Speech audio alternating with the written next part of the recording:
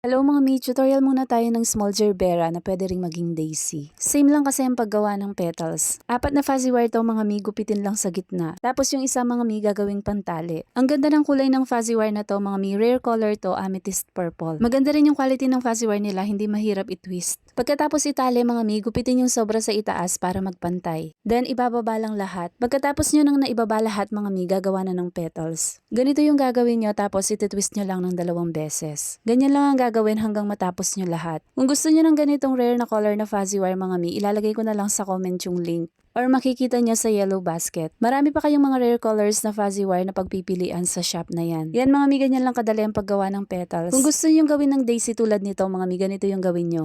20 cm to mga mi, ipaikot nyo lang ng ganito. Tapos ididikit nyo lang sa gitna. Kung gusto nyo naman ng maliit na gerbera, ganito yung gagawin. 20 cm to, willow green naman ang kulay. Rare color din to mga mi. Ipapaikot lang din ng ganito mga mi. Next mga mi, 20 cm din to, kumuha lang ako ng floral wire, dito ko pinaikot yung fuzzy wire. Pagkatapos, hihilain lang ng konti at gagawa ng bilog katulad nito.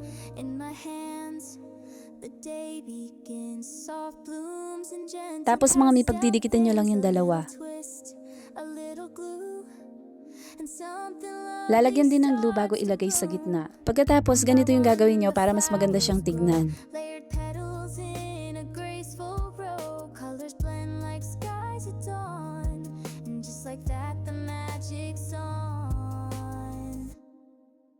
With Shelly DIY, I made